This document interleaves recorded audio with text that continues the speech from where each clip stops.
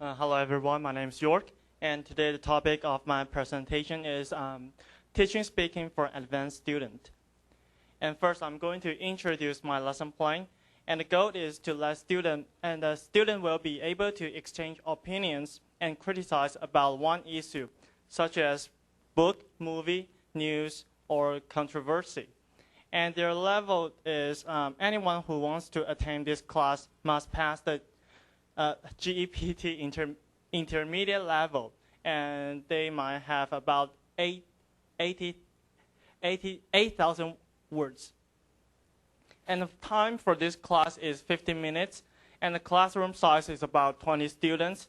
And the materials that I'm going to use include the Let's Talk 3 and a website and videos related to the speaking. And the way that I'm going to evaluate my student include a quiz, midterm and final exams, task, participation, presentation, and assignment. And the procedure for this class, the first one is warm-up, and it takes about 5 minutes. And then is the group discussion, and it takes about 10 minutes. And then is the conversation practice. I give it 5 minutes. And the next one is the speech contest, includes 20 minutes. And the last one is the evaluation and assignment, and I give it about 10 minutes. And the first one, let's move into the first one, that is the warm-up. And in the warm-up, in the beginning of the class, the teacher first shows 4 pictures to students and asks them 2 questions to let them have a group discussion. And the question 1 is, which of these events occur where you live? And which have you never experienced? And the question 2 is, which one is the most frightening and which one does the most damage? And here are the 4 pictures. And this is the first one, the second one, third, and the fourth. And the students need to clearly describe these 4 pictures. They have to indicate that what they have seen in these 4 pictures. And each student needs to take turns to describe the 4 pictures. And they, yes, just as I mentioned. And the second one is students need to discuss with their peers about where will these situations happen. And do you think global warming might be the reason that caused these situations, and why? And then I'll give them the conversation practice. And in the conversation practice, the teacher will give a short conversation to students. And all students are asked to take turns to practice Part A and Part B conversation. And this is the handout that I'm going to give to my student. And they need to take turns to practice the Part A and Part B. And after the conversation practice, then is the speech practice. And in the beginning of the speech practice, I will show them a short movie that is about the global warming.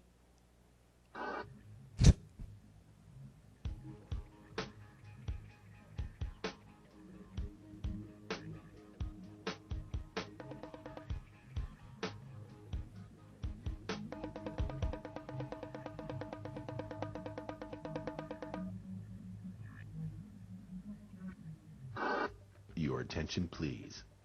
Thank you for choosing Earth as your planetary vehicle. We hope you enjoy the many wonderful features of this planet as you hurtle through the cosmos. Please note, however, that in the event of continued inaction in the face of global warming, your seat cushion can be used as a flotation device.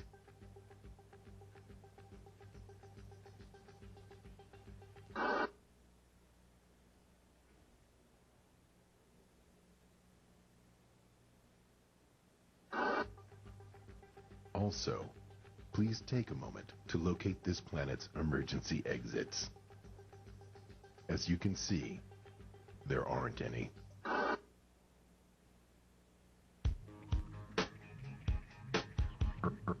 Earth to America. Can you hear? Sending out a message.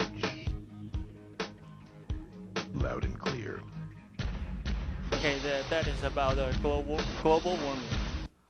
And after watching this short movie, students are asked to give their peers about 2 to 3 minutes speech. Yes, the topic is about global warming. And the final part is evaluation and assignment. And in the end of the class, the teacher will tell students that there will be a formal speech evaluation in the next time. And students need to prepare a 10-minute speech for the next time. And topic of the speech must be related to weather or global warming. And in order to let them have more ideas to prepare for the next time, and I'll give them another short movie that is also about global warming. And this movie that I choose from do you know the Inconvenient Truth? 不愿面对真相. Yes.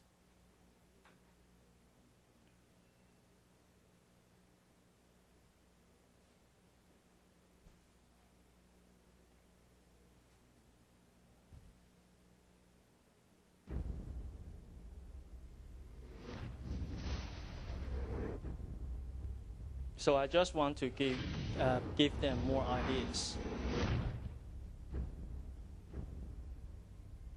If you look at the 10 hottest years ever measured, they've all occurred in the last 14 years. And the hottest of all was 2005.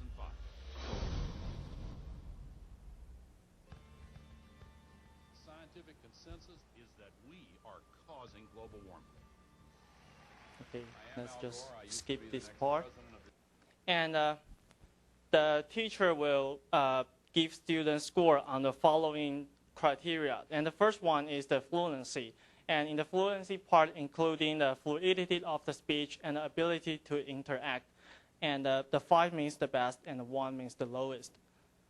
And the next one is the complexity, and including the syntactic complexity and vocabulary range. And the final one is accuracy, and it includes their pronunciation and the grammar. And that's all for my presentation, and thank you for your attention.